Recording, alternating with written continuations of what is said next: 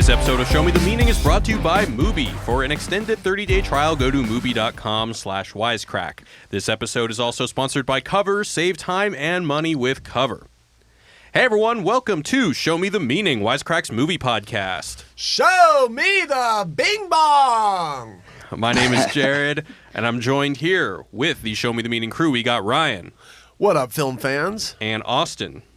Yo. And back with us is the science lady at Wisecrack, Helen. Hey, y'all. Right. So, today we are talking about the 2015 film directed by Pete Docter and Ronnie Carmen, starring Amy Poehler, Inside Out. So, unfortunately, I think we were going to do Solo, but I could not bring myself to see it this weekend. But for those of you who wanted us to talk about Solo, I might see it this weekend. Let us know in the comments if you guys want us to cover it. I just wasn't too interested in the movie. Anyway, let's, as always, get some first impressions. Let's start with Austin. What was the first time you watched this movie, and what was it like revisiting it? Oh, I can't remember. Did we talk about how, like, when you're on an airplane and you're psychologically more vulnerable, how that actually, like, opens you up to heightened states of emotion? Did I talk about that on this podcast? I don't think with you guys? so. So apparently there's this psychological theory that when you're on an airplane, you're more susceptible to peaks of emotion because you're more attuned to your mortality. And the first time I saw this, I was on an airplane and I was a motherfucking wreck. I cried like, oh my God, this movie hit me in the feels. I don't remember which flight I was on, but I've done quite a bit of traveling over the Atlantic because, I lived in the UK for a long time and spent a lot of time in Spain, and then I'm from LA. So, I did that journey all the time. So it was one of those journeys. But fuck, man, I remember the first time. I just remember being on a plane and like looking around me going, this movie's amazing. Do you guys know how amazing this movie is? So that was the first time I saw it. And then last night I was probably equally just as much of a wreck. 30-something-year-old man sitting in his room crying about an imaginary guy that disappears. And it made me remember my imaginary friends. What was your imaginary friend's name? Well, so they were actually a crew. They were a crew of motorcycle men. Wow. And Okay. in Southern California, you know how you drive a lot? Yeah. So I was in the car all the time. So they were these like little motorcycle dudes that would always accompany me in the lanes, like next to me, and like weave in and out of the car tires and stuff like that, and like jump off of ramps and curbs and things like that. So, yeah, but that was the only ones that I can remember. So the other ones have fallen deep into the recesses of that canyon, whatever the fuck it's called, where they have disappeared, if there were others. But I remember the motorcycle men. And one last question before we move to Ryan. What is the Pixar movie that made you cry the most? The opening of Up, for sure. Good one. Okay. Yeah, I remember that. I was in Westwood, actually, and my girlfriend at the time was at UCLA, and I remember we were like, oh, cool, let's go see this new Pixar movie. And within the first 10 minutes, I was like, Jesus, man, this is fuck you, Disney. Yeah. All right. Let's move on to Ryan. Ryan? Well, I pretty much agree. This movie really floored me the first time I saw it. It's got all the feels. And I remember thinking, like, the first time I saw it, that it was just really impressive, just how I really could see kids learning from this movie, about emotions and why they behave the way they do, why they think, like really being an existential kids movie, I thought was really ballsy for Pixar to make to begin with. Kind of like the way I felt about Inception too, and from just a filmmaking standpoint, just like what a cool concept for a film, having emotions be people kind of and have their own emotions. But so yeah, I was really just impressed all around with the movie. I love this movie a lot. And then watching it this time, I noticed new stuff, kind of, I think, and yeah. Long live Bing Bong. Yep. Long live Bing Bong. I actually thought to myself when I was watching this movie, it's like, what would a 6-year-old say if you said, tell me what Inside Out is about? Right. Like, I don't know what the answer to that is. I don't know any 6-year-olds. So if you know a 6-year-old, write us in. Let me know what they say. And to answer your question, too, I've only cried during one Pixar movie, and it was fucking Coco. Ooh. Oh. Yeah.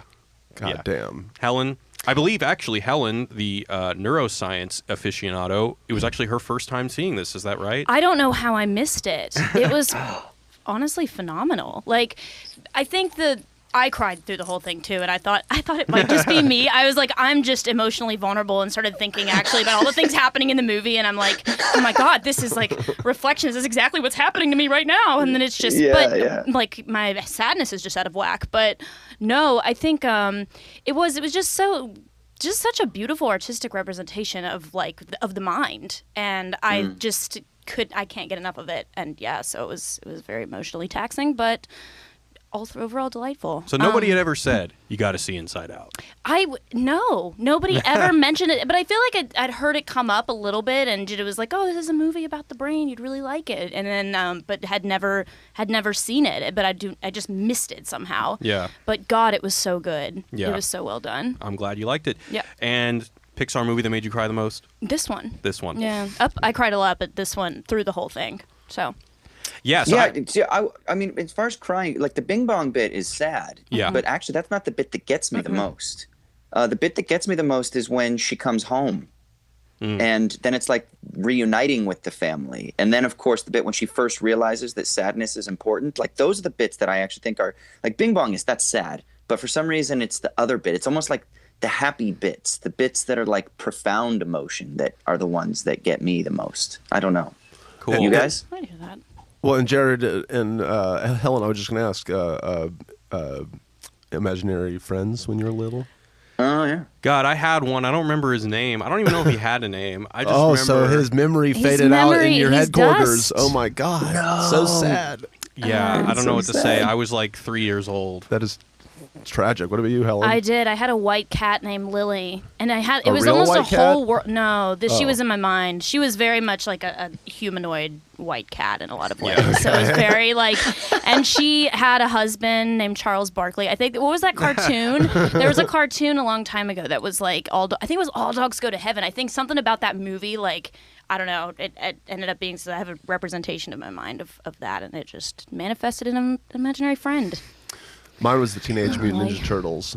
Oh, see, Really? mine was definitely a dude. I think I always wanted a brother, so I like made myself one, but I don't remember his name. Yeah, I was just part of the gang. And I think I only had him for like a day. Ryan, you were Wait, you were really? a turtle? I mean, that was just like my imagination was just, I'd always pretend like I was a part of the Ninja Turtles and that, Donatello and all them were my buds. And yeah, That's so amazing. My imaginary world was already established on TV. Nice. I love that, though. I love that. That's great. Oh, Jared, when was the first time you saw Yeah, this? so the first time I saw it in theaters.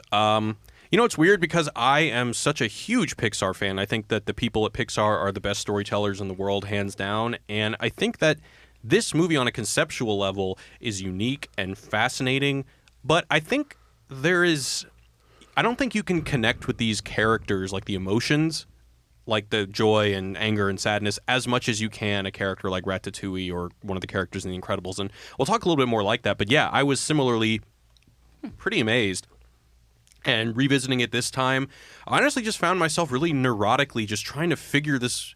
Not that the movie doesn't make sense, but I feel like I'm too neurotic for this movie because I'm like constantly asking myself, like, now wait a second, who's pulling whose strings?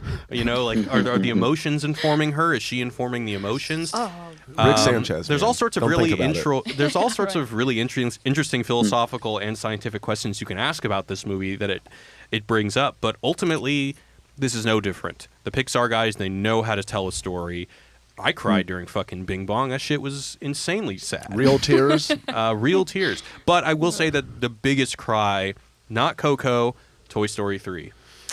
Toy Story Yeah, 3. People say that. Toy Story 3, Yeah. I think, is still like. I got the feels, but Coco had the whole death thing. No, Coco is a close second. This one, I'd have to think hard before I said this is the third, but I'm gonna say probably this is the third most weepy I get. But anyway, before we dive into this movie, let's go into a recap. So, 11-year-old Riley has pretty much had a perfect life until one day she's met with some unexpected changes. Her dad gets a new job and the family is forced to move to San Francisco. This puts Riley and the anthropomorphized emotions inside her head that inform her behavior, joy, sadness, anger, disgust, and fear, into uncharted territory. As Riley struggles with adjusting to her new life and new school, Joy attempts to keep all the other emotions in line, especially the annoying and destructive sadness. Sadness hijacks the controls while Riley is at school, creating the first sad core memory. Joy's attempt to stop the core memory from tainting Riley's personality goes to shit when all the core memories, as well as her and Sadness, get sucked into long-term memory. Without Joy and the core memories, Riley starts to act out as her personality islands start to crumble. Now Joy and Sadness have to traverse through all the different parts of Riley's brain in order to reinsert the core memories back at HQ.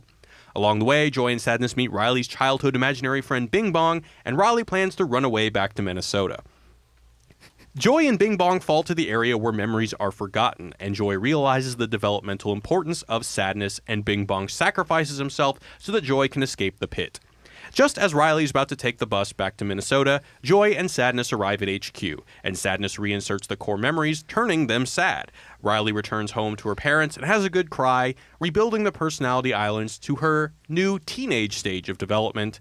End of movie. All right, guys, before we move on, I want to give a shout out to our sponsors over at Mubi. So, what is Mubi? Mubi is a digital online cinema.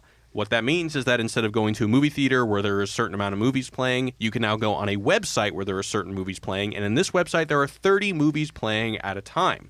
And they focus on cult classics, acclaimed masterpieces, and festival fresh darlings. Now, any old time you can go to Mubi.com and get a 7-day free trial, but if you head to Mubi.com/Wisecrack, you can get an extended 30-day trial. So there are always 30 movies on the site, and then every day a new movie is taken off and put back on. So unlike some other streaming sites where you're just endlessly searching and spend more time searching than you do watching, this makes it so that you've got a good curation device to make sure that you're watching something awesome. So one movie I wanted to talk about that is currently playing on Mubi is Blue is the Warmest Color. Have you seen it, Ryan? You know, I haven't. I know all about it, though. The Palme d'Or winner, like 2.5 hours long. It's 2.5 hours, lesbian love romance. story, but it's a really interesting movie, a really great character study. There's something that I've always thought was always kind of stuck out in my mind about the movie is that the way that the movie portrays the main character's appetite, like she's always voraciously eating, and it's kind of this interesting visual motif that they keep playing with. But anyway, and you were going to talk about another movie. Well, Following's on there, Christopher Nolan's first movie, the movie that shot him out of the canon into independent cinema history. That's right. It's about a guy, you know, who basically follows people. He's kind of not a stalker, really, but kind of a stalker. Kind of just follows people and sees what where they go, and then also steals from them. And yeah, you should watch it. If you haven't already. Yeah, if you haven't already, you can check out... Thank you, Helen. If you haven't checked that out, you can check out that plus other awesome movies over at Mubi.com/Wisecrack. That's MUBI.com/Wisecrack for your extended free trial. So definitely check that out. So anyway, guys, the first thing I want to talk about is basically the storytelling element to this movie. I mean, I feel like in this movie, more than other Pixar movies or other movies in general, I kind of feel like the premise is the movie. Like, Yes. you know, I mean, I would expect, I mean, did you guys ever feel like, okay, I'm watching a movie in which it's, like, who are we supposed to identify with? Is it Joy? Is it Riley? Which one? Riley.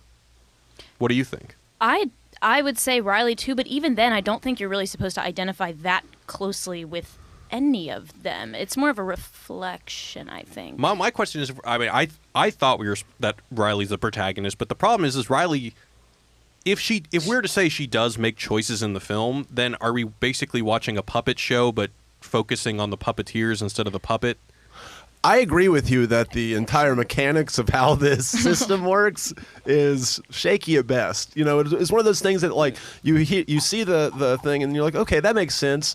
You know, like the whole, they set up the world pretty good, but then yeah, when you really think about it, like, do the emotions have their own free will and stuff, or Right. is Yeah. their free Yeah. will part of Riley's? Where does it begin and end? Yeah, and once you the start- answer is don't fucking think about it. The answer is don't think about it, Yeah. but that's not what we do here, goddammit. I know. Let's dig into it, It baby. goes in and out too. You know, sometimes it does feel like they're just watching, and other times it's like they're in control, and it's just like it was it kind of goes back and forth. It feels like. And then also there's kind of a weird, if you take it to that extreme, like this fascistic element. Well, of, that I definitely want to talk about. I mean, you mean with Joy being a Yeah. fascist? Yeah, I mean, that's the message of the movie. And another thing that I don't know. So interestingly, all right, let's talk about that first. Let's talk about Joy, because I think Joy is the protagonist of the movie, and she makes choices even though it's not entirely clear if an emotion can make choices or not. Because there are these scenes where Anger will try to act like Joy, but no matter what button he presses, it's going to come out angry. So then I'm just like, oh, okay, so these emotions don't have any free will. So, but yeah, you're right. The answer is don't think about it, I guess. But yeah, so I guess my thing with the movie is, so I think this movie has a very interesting commentary about how our culture overemphasizes happiness, and we see this at the beginning of the movie with Joy as kind of a fascist. She's always bossing up around the other emotions and thinking that all other emotions should bend to her will. And then basically the arc of the movie is that she later realizes that sadness is essential in development and that you can't push sadness away. She even says at the beginning of the movie, anger is so that Riley doesn't fall victim to injustices, and fear is so that she doesn't get hurt. But I don't know what the hell sadness is for. I've tried to get rid of her and I can't. And so I guess that's the realization of the movie. But for me, I always knew that, Joy is being a bitch. Like, this is not okay. I think that the movie only kind of works if you go in saying, no, that makes sense to me. Like, all other emotions should be suppressed in favor of happiness. But if you question that and you're kind of like, no, Joy is the antagonist from the very beginning, then how are you supposed to take the movie? Basically, my criticism of this movie, and I don't even think it's a criticism because, once again, I think the movie is great. I think it has a really great, important message. But as a piece of storytelling, I cannot engage with this movie, and I cannot be swallowed by this movie, and I cannot identify with the characters in this movie as much as I can other Pixar movies. Well, yeah, but wait, get back to your point though about Joy. At first, doesn't know what sadness is about, but then she realizes it later. So what's your problem with that arc?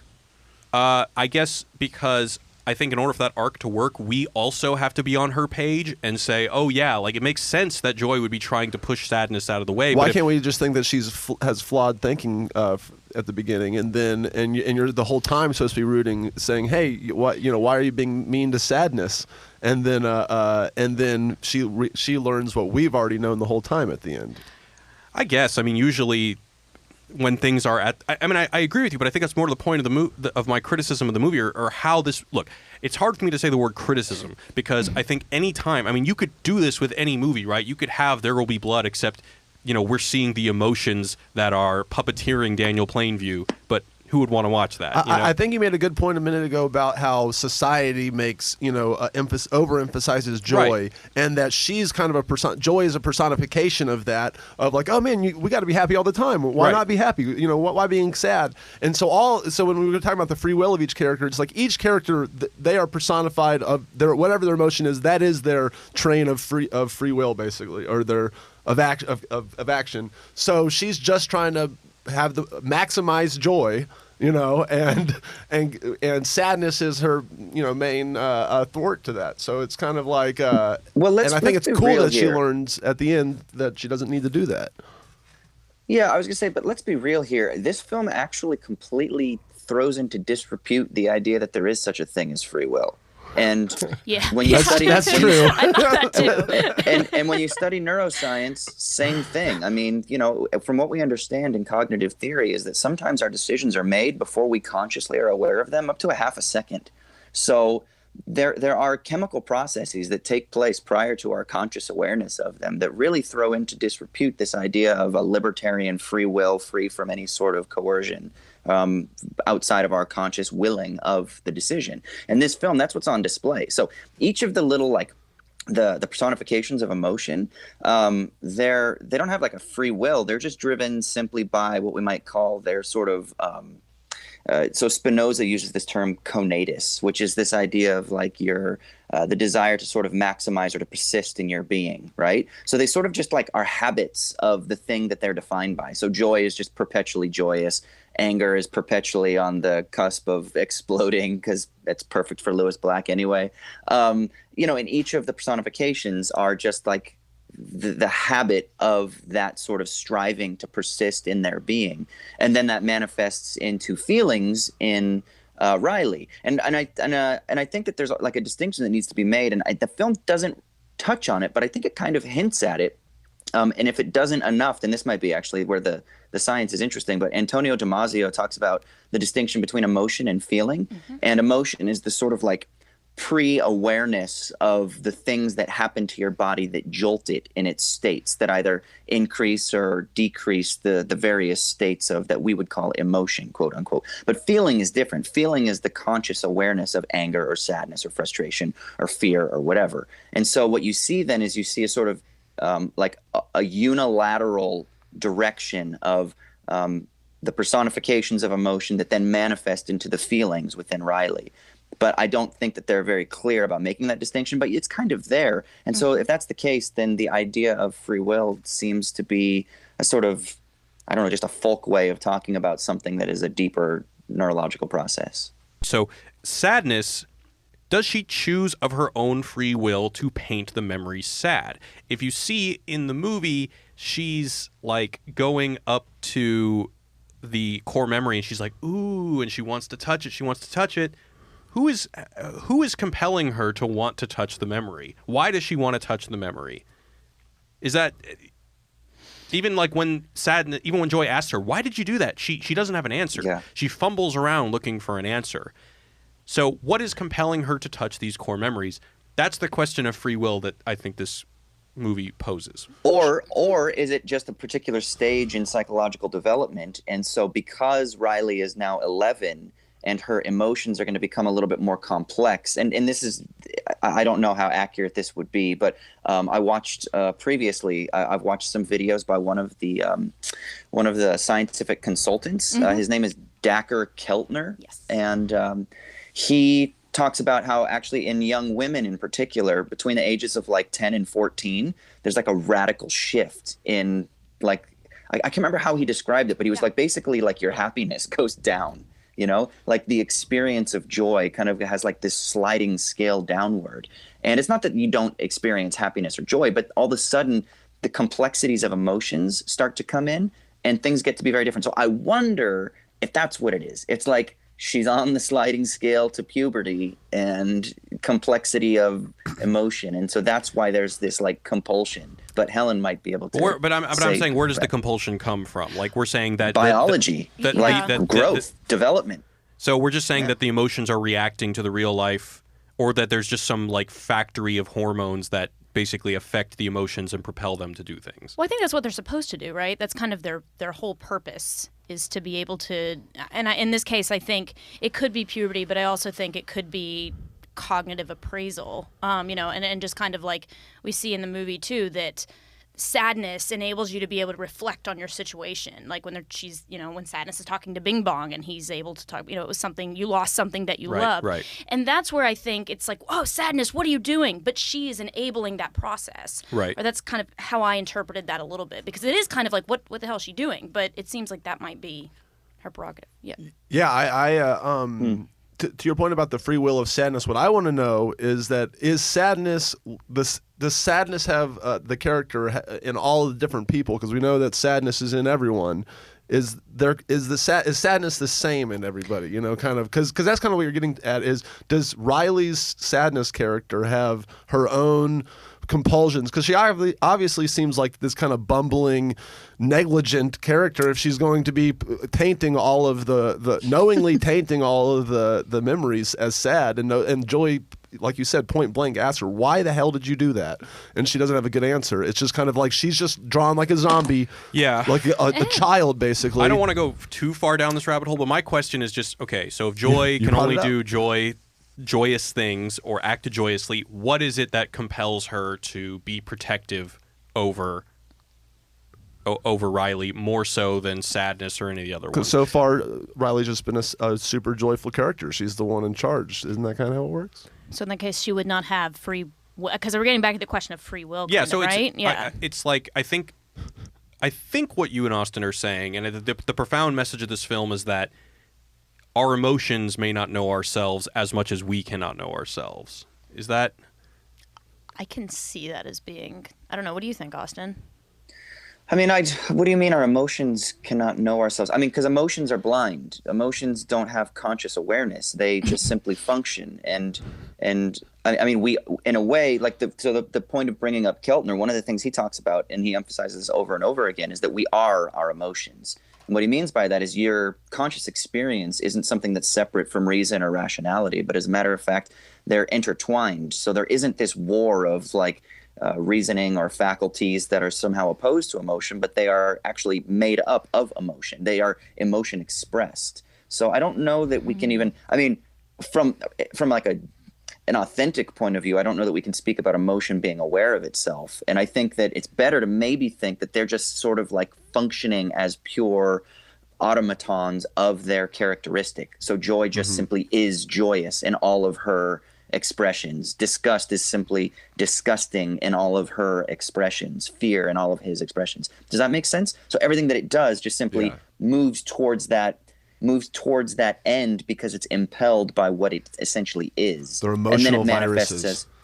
yeah, exactly. And in a way, yeah, exactly. And then it manifests as feelings, and then of course develops later states of consciousness and self-reflection and awareness of those emotions as they're being expressed through feeling, which then is a state of sort of awareness, and then it's expressed through consciousness, like I am sad. So it's like these layers, these steps that you have to go through that are complexifications, if you will, of very simple kind of just biological impulses. I'm just kind of questioning, what is there a statement made, or is it just the inevitable fallout of a movie for kids that we have emotions being depicted as conscious entities? That's really my question. The answer is don't think about it. Well, okay, so let me bring this. So the reason that these emotions were chosen is Helen, is the guy named Ekman? I think it's Ekman. Let me see. We did a video Ekman, about this like a year ago. Okay, so yeah, the guy that has the idea that there are like these 7 emotional states, right? I think he has 6 or he had 7. 6, and he threw out surprise 6. for this one. Yeah. Okay, Yeah. yeah, and so and then they didn't use all of them. Right. So these are like supposed to be the core emotions, and then I guess other psychologists and cognitive theorists and whatnot have like up to like 18 or 20 or something like that, or even more, that are sort of like core emotions. But like, fuck, man, maybe it's just trying to take like a scientific theory and make it kind of cool. And yeah, exactly. It's making it fun and family friendly and really interesting for children, and I think it's probably a great learning tool. Real quick, in the chat, Austin, to your reply to you saying that they're automatons for their own emotions, Ebenezer Danks says Joy cries in the movie. If you know, so that kind of is a little. That's a really interesting point. Yeah, that is really interesting. And that's where I think the movie gets kind of cool, right? Is that it's sort of then, and I'm glad that they brought that up, because so they're automatons maybe at first, right? They're clearly delineated, like joy is joy, sadness is sadness, fear is fear. And then at the end, you start to see that these memories are sort of amalgamations of all of them. And you have that control panel at the end where they're all working together. And maybe that's then sort of hinting at, well, actually, when you really start to move into emotional development, what you get is like a complexity where there is no such thing as just a pure joyous emotion, and then memories that are formed aren't purely joyous or sad or angry or whatever, but they all sort of fuse together, and that it's more about a sliding scale of degrees. So, there's just about intensity and variation. I kind of think that it's just that they needed a protagonist. It just so happened to be a visual embodiment of a single emotion, and any protagonist has to go through a change. And I kind of think that they just had to do it. No, I think that because I don't think that anger or fear, they don't get to exhibit any kind of qualities outside of their anger or fear. But they get to take over, Yeah, but they fail. Like every time anger tries to do something outside of angry, it just ends up coming out angry. Same thing with fear, same thing with disgust. They cannot escape their essence, where joy does later in the movie. But I don't want to spend too much time on this because we're never going to get out of this rabbit hole. Yeah, we could keep going. All right. So Austin, I actually wanted to ask you something. I wanted to go back to the storytelling element of this movie. And you've said before on this podcast that sometimes when a movie is like so clever, it almost takes you out of it. And I have to ask, did you not feel this way with this movie? Because I feel like this movie is extremely impressive, but everything is relentlessly clever. Like the subconscious is where they take all the troublemakers. The Triple Mint gum commercial, oh, it's so funny. They're dramatizing earworms. Or, everything has a double meaning. Did this not take you out of it because you're constantly saying to yourself, like, oh, I see what they did there? It didn't take me out because for some reason it was embedded in the authentic sincerity of the story that I had already bought into.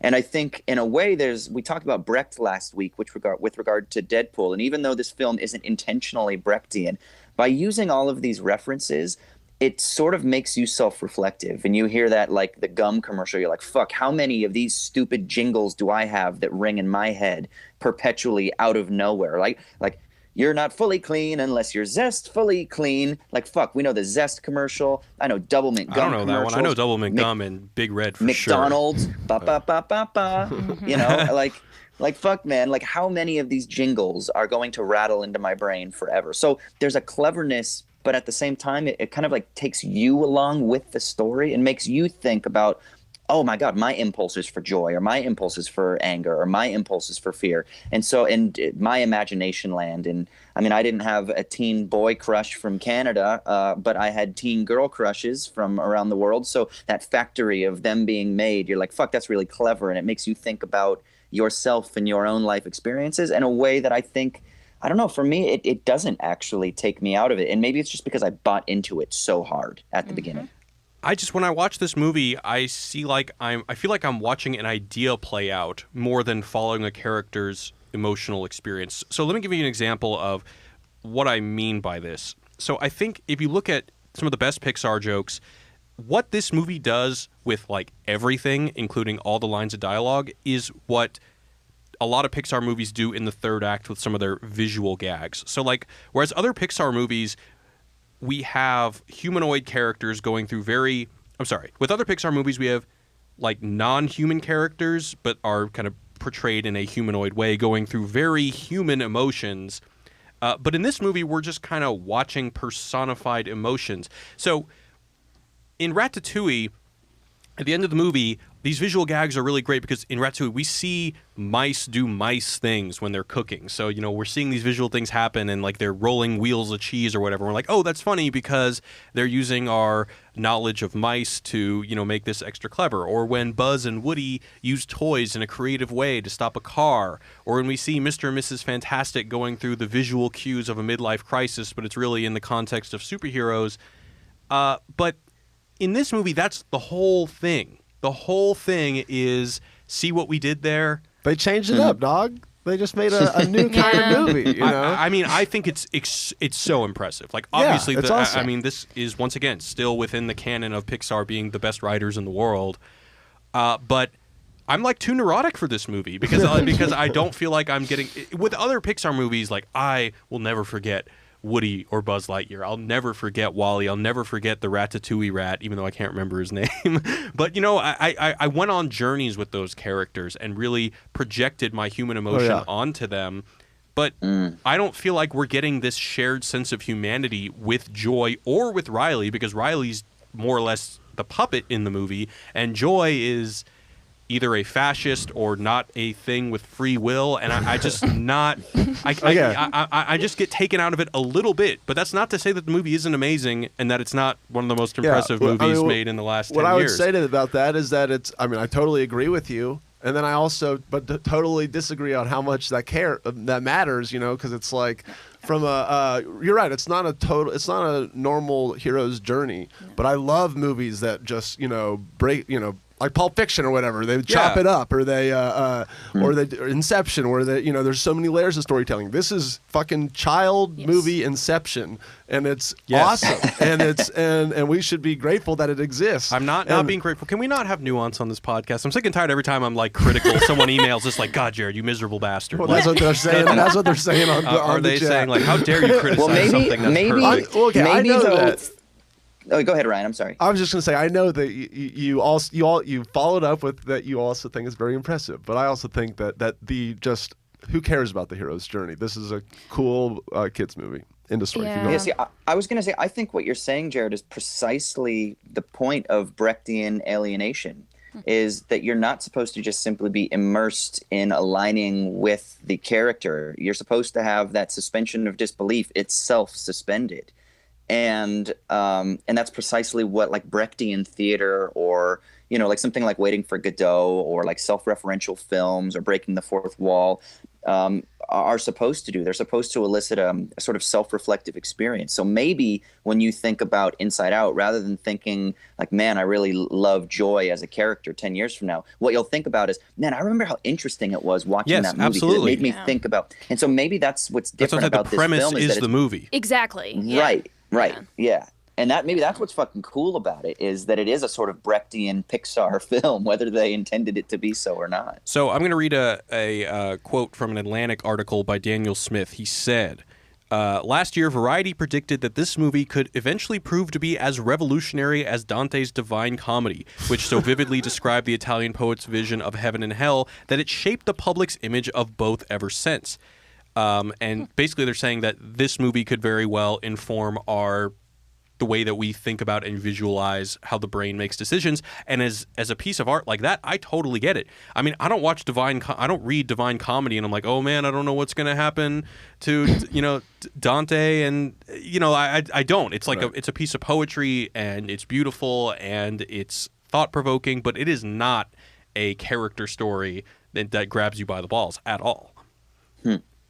I'll go on in this article. It says, Keltner pointed out that the prevailing Western metaphors for emotions have been mostly negative. They're wild animals or diseases. They're uncontrollable forces that make you crazy. Now here comes a movie that says no. Emotions can have an important role to play. They help us adapt and serve our well-being. So, yeah, I also think that that's awesome that message is conveyed in a movie. Hell yeah.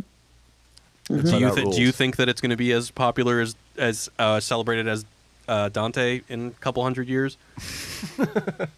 Well, it's kind of like people celebrate Dante without knowing they're celebrating Dante, right? Kind of like just the hero's journey, myths and all these things. They're all inspired by all of it, and then it just gets sucked into the zeitgeist. I think Inside Out is going to have that similar effect. It's going to, in 100 years, they're going to think about emotions this way, and they're going to go, wait, how did that originate? Yeah. Oh, yeah, Pixar. Exactly. I read about it on a cave. Yeah. You also hear all these stories researching this movie about how children actually use the message as a very empowering one. Like if a kid, I read one story, a kid's too afraid to go off the diving board. Well, then if he realizes, like, wait, but this fear is just an emotion that, that doesn't define me. So I'm just letting this emotion take control of me, and then they were able to muster up the will to jump off the diving board. I mean, that is extremely profound for a kid to come to that conclusion after watching a movie. I wonder how many cases there were of kids like banging their heads against the wall trying to get like little people out of their brains. I hope not a lot. Shit. Just saying, if you take it literally. God. Jesus. Well. All right, guys, so I want to take this opportunity to give a shout-out to our sponsors over at Cover. So, want to let you guys know that I hate buying car insurance. Is that a big surprise? Getting car insurance is super frustrating. I'm always just basically looking for the cheapest solution. I don't want to pay for more than I have to get. It's the worst. And it's a legal thing that you have to have, and living in California is especially expensive. So instead of, calling around and having to do all this work, Cover is an app designed to make insurance less of a hassle. You can request a quote just by taking a picture on your phone, and then it searches policies from over 30 providers to get you the best rate for your car, your home, or pretty much anything else. Dude. For real. You can request a quote via the app on the phone anytime. The app does the comparing for you. Look for policies that meet your needs from over 30-plus insurance carriers. Rest assured, they're finding the best deal that suits you. So it's also making sure that you're not overpaying. You don't want to get levels of insurance that are beyond your needs, so it finds the right one, and it is fast. So you can start a quote just by taking a photo, and your friendly agents will arrange a time to chat, and they will get started. So save time and money with Cover. Visit cover.com/wisecrack to get started, and that is cover.com/wisecrack. Thanks, Cover. Thank you, Cover. All right. So I actually want to go back to something that Austin said earlier about the way that sadness is portrayed in the movie. Mm-hmm. And actually, Ekman and Keltner actually did call this out. He said that they have some quibbles with the portrayal of sadness in Inside Out. Sadness is seen as a sluggish character that Joy literally has to drag around through Riley's mind. In fact, Right. studies have found that sadness is associated with elevated physiological arousal, activating the body to respond to loss. And in the film, sadness is frumpy and off-putting. More often in real life, one's person's sadness pulls other people into comfort and help. So I think that just for, a lot of decisions of creative liberties were made in this movie, as they should, because at the end of the day, they're trying to make a movie that entertains. And so I can definitely understood, I think, that sadness as frumpy as a good counterpoint to joy makes sense. Yeah, I mean, anytime you're going to try to personify something that doesn't have consciousness, you're going to be sort of bastardizing the actual functionality of the entity, right? And so the entities are these emotional expressions. They're not conscious, so they're not going to actually have the characteristic of like being down on themselves and moody, because that's an expression of some sort of conscious experience of your own emotional states, which is a sort of second order level of feeling, not that first order level of just pure emotion. So of course, because they're giving human characteristics to non-human entities, there's going to be a little bit of creative liberty that's taken place there. But the thing that's so interesting is the way that, nevertheless, even though that's the case, like, and Helen, you can speak more to this probably than I can, but from what I understand, like, the scientific community are kind of like, yeah, man, this is pretty fucking accurate. Like, in terms of, first of all, like an animated film, but second of all, just a film that explores the inner workings of what we understand of the sort of like actual biological processes within human emotional states now. Like, they did a pretty fucking good job. Is that not the consensus? No, that is the consensus, especially with, there were certain aspects of it I think that they, like, obviously took creative liberties with, but I think that for the most part, especially when it comes to, emotion and memory and that kind of interaction between the two, and the idea that, memories can be changed, and as when you retrieve them every time, you raise the possibility of adjusting the memory, specifically if you're, in a new context, that memory can, your interpretation of that memory changes in the context, and that we know to be definitely true. There were little things like, obviously, memories aren't stored in, they're not just kind of compact that way, like they're in different parts of the brain, and we kind of put the pieces of memories are in different parts of the brain, and we kind of bring them together when we're, remembering something. But no, but definitely, it's, as far as all the reviews that I read from a neuroscience perspective, were pretty celebratory of the way that they depicted things. Yeah, I mean, how does it work? It's like there's the limbic system, and then there's the sort of frontal cortex, and so the one criticism that I did read is that this film maybe gave too much priority to the emotions, which is like one area. Is it the limbic system that's primarily responsible for? It is. So but rather what we know is that actually, like, the frontal cortex, which is responsible for like holistic reasoning and things like that, actually seems to also have a very important I used to do work on neuroscience, and I haven't in years, but there's a guy named Jeff Hawkins who actually was one of the founders of like BlackBerry and shit like that. But he developed this like binary two-way system for the way that he thought that cognitive brain activity worked, and it was based on a simple projection and then reception. So like, you project your expectations of the world onto the world, and then when you encounter things, you either encounter them based on the projection of these memories that are influenced by emotion, and how they've been stored. And so you project them onto the world. So I'm looking around my room right now. My room is all familiar to me. Nothing is surprising or shocking to me. But if like a big fucking moth flew across the room right now, well, then my projection would be encountering the world in a way that would then scramble my projections, and it would reorder my projections. And so there's like this binary tug and pull on like projection and reception. Does that sound? I'm not familiar with that theory, but that's really interesting. I'm going to look it up. Jeff Hawkins. Who is it you say? Yeah. And literally he created BlackBerry, and I think he like tried to make BlackBerry unsuccessfully, maybe, based on his theories of his understanding of cognitive functionality. But that's pretty cool. I don't know. I just know that there are some criticisms too of the way that the brain science is done. Well, I also imagine that brain science is such an industry that is reformulating itself every year, that I'm sure that if not already, this movie is probably going to be antiquated pretty soon. And also to that criticism of it, No way. I don't think this was supposed to be a depiction of the brain so much as it is the mind. Because, like... What is the difference? Well, because it's not supposed to be a physical representation of the brain. It Right. is. You do see the processes, I think. But as far as like, okay, we need to see more of the these. One criticism that I saw was like, we don't really have our personality isn't stored like the way that it's shown in the movie in these little islands like that. It's kind of it's a manifestation of brain activity all over, But that's not what I think the film was trying to show. It wasn't the physicality of it. That has nothing to. That's too much, I think, for this movie. Right, you know what I mean? right. Yeah. So I guess if we could just boil down the message of the movie is that our emotions, our emotions inform our behavior, and what else? Well, and that the emotions says you are shade, your emotions. You are your emotions, and your emotions will kind of reformulate how you approach your memories. Like if you bring a memory back and remember it, it's going to change inherently based on that perspective. So and then also the lessons is that you want to have a balanced emotion. You don't want to have anyone too much in charge. And then also that sadness is important and that you can't just throw it by the wayside. yeah.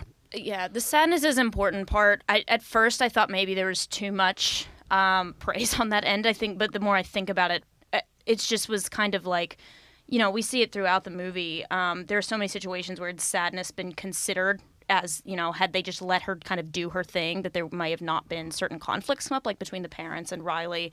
It's like, I don't know. I also thought, just kind of going off on a tangent, I really liked how we could see in each person's brain the, emotion, or in mind, I guess, the emotions kind of interacting. I have a bunch of quotes here from, so Paul Ekman and the other guy actually have a website about their influence on Inside Out. So there's a bunch of really cool quotes that if you guys would like, I will read. Yes. So a couple things that he says. So they say that basically the two big things you can come away from Inside Out is first, emotions organize rather than disrupt rational thinking. Traditionally, in Western thought, the prevailing view has been that emotions are enemies of rationality and disruptive of cooperative social relations. But the truth is that emotions guide our perceptions of the world, our memories of the past, and even our moral judgment of right and wrong. So that's one thing. Another thing is that emotions organize rather than disrupt our social lives. So studies have found, for example, that emotions structure, not just color, such disparate social interactions as attachment between parents and children, sibling conflicts, flirtations between young courters, and negotiations between rivals. So at least according to them, those are the two big things that I guess the visual nature of the movie points to in terms of scientific accuracy. One other thing I want to bring up, so just back to the storytelling thing and how it is that this movie works. I actually want to hear what you guys think about this, because I've been asking myself, how is it this movie works? Why is it that I was affected so profoundly? And I think that overall, this movie is kind of pretty similar to Finding Nemo in that it's the story of an overbearing mother. Joy is super protective of Riley, but doesn't realize that her being overprotective is what's ultimately hurting her. Just like in Finding Nemo, because she wants to keep sadness out of her life, and then she realizes that, by keeping sadness out of her life, I'm doing harm to Riley. I'm stunting her development. Similar to how in Finding Nemo, the dad realizes that he's being a helicopter parent and that he needs to let Nemo spread his wings or spread his fins and kind of do his own. What do you guys think about that in terms of how does this movie affect you? Other than, because I don't think that a documentary about brain science would affect us as much as this movie. Like you were saying before, there's no real protagonist. I mean, you can kind of say Joy is, but I think Joy absolutely is. But then there's no antagonist. Who's the antagonist? Joy. That's what. That's probably the most brilliant thing about this movie. She's both, which is cool. That's very cool. Yeah. Okay. Yeah. Is anger not also kind of an antagonist? Because he kind of fucks up a lot of the plans. They're trying to help. I mean, the movie paints it as if they're trying to help. They're trying to do Joy's job, but they just can't because they can't escape their essence. And is Riley not kind of an antagonist herself? Well, that's the weird thing, because it's not clear if do the emotions dictate her behavior? Does she dictate her emotions? I know we just spent all this time talking about this, but I do get the feeling, if we are to believe that Riley's the protagonist, which I think she is on a level, because everyone is Riley.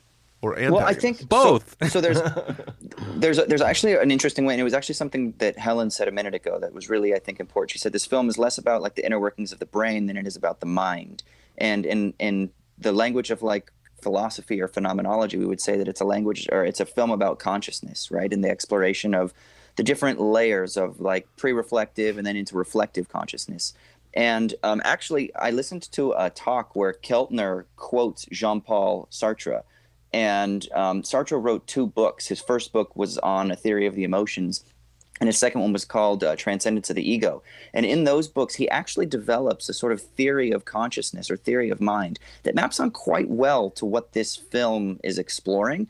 And it's about the sort of different layers of, let's say, like pre-reflective consciousness, which are the activities that are taking place in the brain. And then you have memories that are formed then based on the emotional experience that takes place in this body that is Riley's life, right? You know, her first experience is that joyous like smile that she shares with her parents when she's in the hospital when she's first born. And so all of a sudden at that point, then that gets stored into memories, which then gets turned into some sort of reflective order that turns into the island of her characteristic that is like family island, right? And then each of those islands are reflective states that make up her character, or that make up her personality, or that make up her reflective conscious order or comportment with the world. But then there's always this push and this pull between like the ordering of your reflective states, which is the reordering of those islands, as they're being disrupted by the pre-reflective states, which are emotions that are sort of interacting at this level of the body. And then so Riley is the sort of complex of all of that.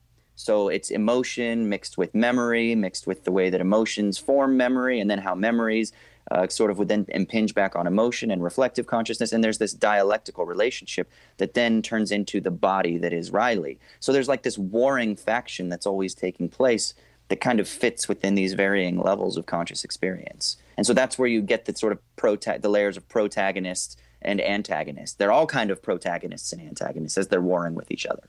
If that makes sense? That was super interesting. It absolutely. was really. That makes sense. All right, so I actually we're running a little bit long, but I want to try something for our editor. I want to start putting maybe some reoccurring segments into this podcast. So I just want to get this. We'll do it live for our YouTubers, and then if this works out, we can put it. We'll do it live. We'll put it into the RSS feed. But Ryan and I were talking today. We're playing around with doing maybe some reoccurring segments here. So for our first exploration into reoccurring segments, we're going to try Which one? the Show Me the Meaning, pornify this movie. Ooh. So everyone has 30 seconds. 30 seconds to tell me what the porn version of this movie would be, starting with Ryan. Well, clearly it would be the horny emotion would take over. Okay, During puberty. Yeah, during puberty, start fucking all the emotions and turn all the memories horny, so that the person that is Riley in the movie would be this, become this sex fiend, nymphomaniac, and so you'd have the emotions having orgies inside her brain while she's around having sex with everything and everyone around her, and that's my Inside Out. Well, I think you And it's nailed still it. called Inside Out, I think. Yeah, right. I don't think it needs this to be. works on any level. Yeah, I mean, I have to say, in my demented mind, I was thinking, like, what would the emotions be doing, like, when someone's having sex? Like, what do they do? Well, disgust would be all over that, and Well, no, but they mirror what I mean. It would just be joy would be the only one there, right? Assuming it's good sex. Well, there could be a I little don't- I anger. mean, sad There could be breakup sex. anger come on, and all kind of aggression. anger. Yeah, anger. Oh, anger would be there. You're Angry right. sex could be. Well, that's what I said. Depending on what kind of sex it was. There's- Right. Yeah. Could be disgusting. Fear would be a really interesting element to throw in Fecal there. sex. Yeah. Oh, There's Jesus. some. Yeah. There's. You can have a lot there. all the emotions can have their own kind of sex, Jared. All right, Ryan. Jesus. I mean, Austin, you ready to pitch us your Inside Out porn? Yeah, I got it. I All right, figured it out. 3, 2, 1, go. First of all, it's still called Inside Out. It's directed by Gaspar Noé, and if you've Fuck seen yeah. Enter the Void, the camera, how it goes like in and out of the brain, and in and out, it would go in and out of the mind, and then in and out of various organs as well, and it would kind of connect all of them together in some weird sort of montagey, flowing camera kind of thing. Oh, and yeah. that would be, and it would still be called Inside Out for sure, or maybe Awesome. Inside the Void. Ooh. Or something. Ooh. All right, I'll go next. My version would be that the emotions start like having sex with each other to basically try to create the perfect human. So like, they're experimenting with like, all right, so if joy has sex with sadness, then they're going to create like a half joy, half sadness thing. And then what happens if they put that in control? And then, they just keep on mixing and matching and having all these crazy orgies to try to find out if they can create the most optimized human. So wait, they're birthing all these babies and just throwing them out at the same time? And what's going on with their Riley while all this is happening? It's called puberty, Ryan. It's a very difficult time. All right. It's like Hitler puberty, trying to find the ultimate human in his mind and so that he can make it. Yeah, I guess so. God damn. All right, cool. Well, I think that was pretty successful for a test. So, do you guys do we have any mailbag stuff you want to do? Andrew just commented, "You guys are the reason my Pornhub recommendations are so disgusting. LOL." Thank you, Andrew. You're welcome. You're welcome, Andrew. All right. Well, then I think that's going to go ahead and wrap it up for today. Oh, well, hold on. Actually, I do have something because we got something earlier in the chat, and so I wanted to do a call up in the chat. Okay.